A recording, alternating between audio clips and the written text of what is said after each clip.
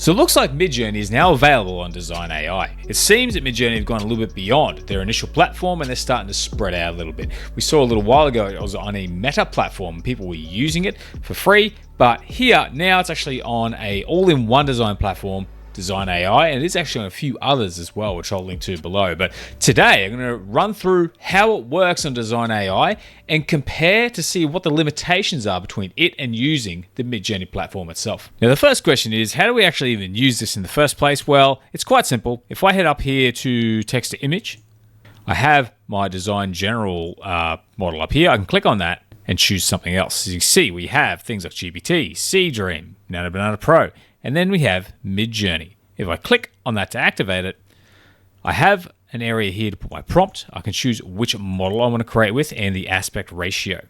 So if I type in a prompt something like, a businessman is flying a dragon in the sky over a city, cinematic and bright colors, not really too concerned about what we're generating here, but I can go to V7, hit generate, but I also have an EG7, so I can click on that to generate also. But before I do that, I'm going to head up and choose 16:9, so that we don't get the default square aspect ratio, and I hit generate.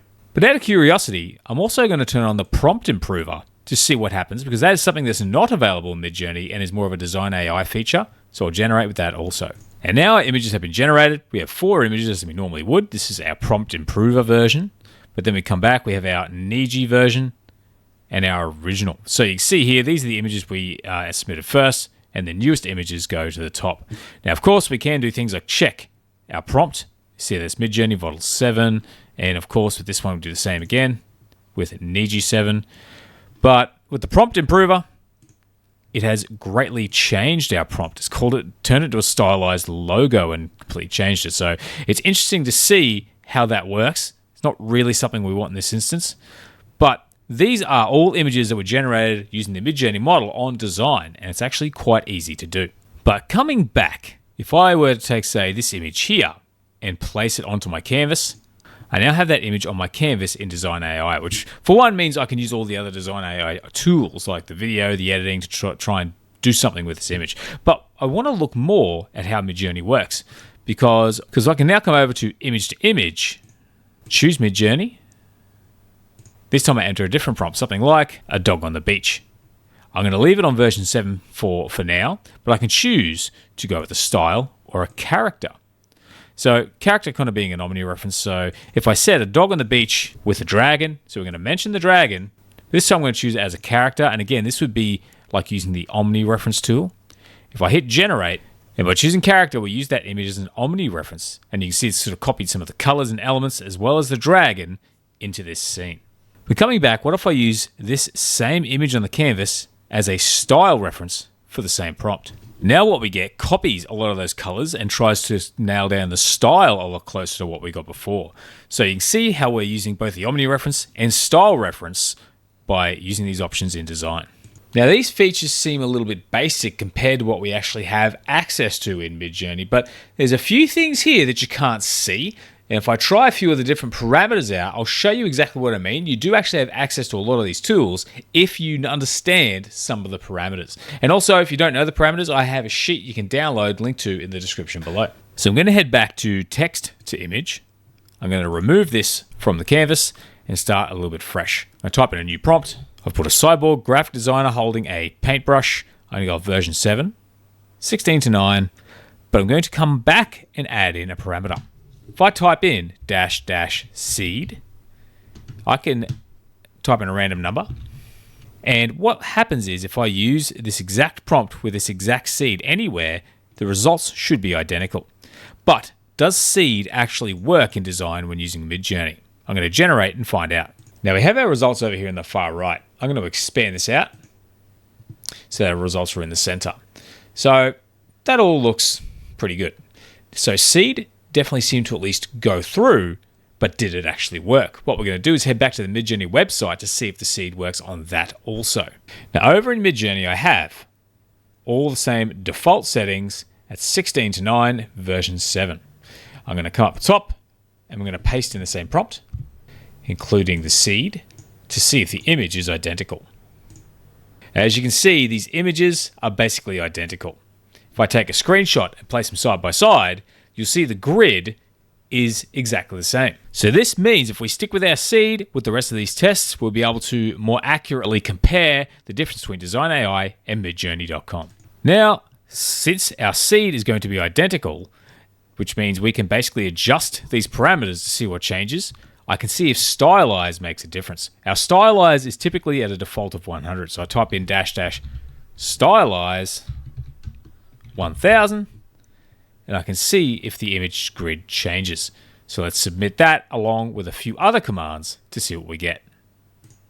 And you can see from this grid here that stylize definitely changed the image. Keeping the same seed, we know that stylize works in design using Midjourney. But also cranked chaos up to 100, which changes the diversity between the images within the grid, and that also had a very drastic change. And again, using seed, we know that chaos works within Midjourney using design. And also with the weird parameter cranked up, I got these images again with that same seed. So this just goes to show that stylize, chaos, and weird are working very well within the design layout. You don't actually see the options there, but you can use the parameters. However, one of the most exciting things is I'm here in the style code library on Midjourney. Now, if I wanted to get a style that is very outstanding, like this one here, lots of bright colors, I can click on the style code, come up and copy it. I head back to Dzine AI. We have our exact same prompt, again with the seed to try and nail down that result. And I paste in the style code, hit generate. And as you can see, what we get is our image with the style code applied. So that means the style codes work in Midjourney. But also, heading down to Moodboards, if I want to use this Bright Vibes mood board, again, I copy that code.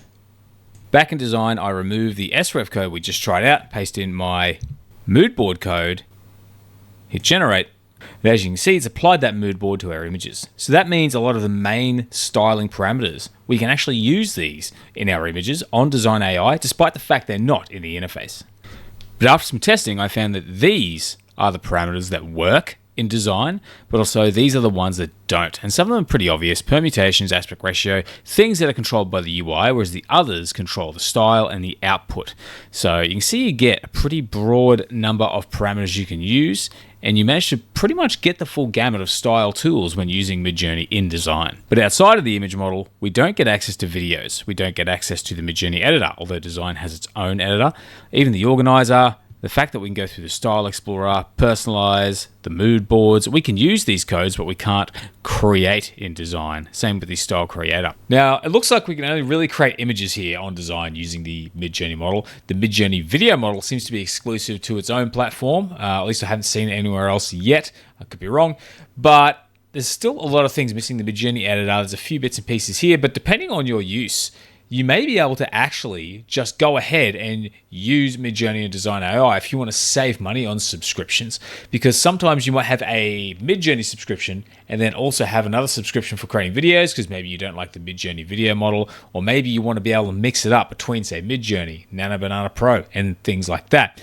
So it is a cool idea to be able to simply have the one all-in-one platform, but also be able to use Midjourney within it. So I want to actually look at how much it costs to use this when compared to using Midjourney. Just remember, if you are using design, you also have the AI video section with a whole bunch of the best models at the moment. They have Google Veo 3, Kling 3, so you can get access to all of these with that design subscription, whereas Midjourney, you only get the Midjourney video model. But in regards to the pricing, each grid of images costs you 12 credits, or 12 image credits. So if you were to, say, get the minimum plan of $9 a month, you get 900 image credits, which means you can generate 75 image grids for that price. Now that basically means that if you look at each image grid, the cost per image grid is 12 cents per image grid when using design. And of course, this will get a little bit cheaper as you move up to, say, the $25 a month plan, and so on. I'm just going to pause in for a sec because I was reviewing this footage after making the video and I realized that when you go for that lower plan in design, it says design image models only. So you do need to go up to the second plan if you want to use the Midjourney model. Now Midjourney, if you're willing to pay the extra $1 a month, for $10 a month, you get limited generations. It says here about 200 images. Now I double checked and that is 200 grids. So essentially, you're going to be paying about 5 cents per grid as opposed to 12 cents per grid on design. So it's still cheaper to use Midjourney for its own image model. And across the board, as you go down, you'll see the more you pay, the less each image grid actually costs. But there is something here which isn't demonstrated in this table, and that is that if you use Midjourney to create a video of some sort, it will actually affect how many images you create because you have the one single quota. So you'll actually be able to produce less images if you start producing videos in Midjourney. However, if you're using Dzine, and it has to be not the beginner plan, but any plan above that, you get a separate video quota, which means it's not going to affect how many images you create. So if you're creating mixed media, it's actually still a bit of a blurred line as to how much each image costs. But this just gives you a bit of an idea. If you're only signing up to create images, this is what you can expect to pay per grid of 4 images. So that should give you an idea. I think this is an interesting step for the future of Midjourney, considering it was a pretty dominating platform there for a while. I don't think its dominance is as strong as it used to be. So it's really cool to see them starting to branch out and use their API in other platforms to sort of keep a foothold in, because the Midjourney image model is one of the most aesthetic image models out there. It's definitely one you don't want to snooze on, but when you have to be locked in just for that one model, sometimes it can be a bit discouraging. So anyway, if you want to check that out, there's a link to Dzine AI in the description below. But otherwise, that's the video for today, guys. Hope you found it useful. And if you did, please consider giving the video a like. Otherwise, thanks for watching. Hope to see you again soon.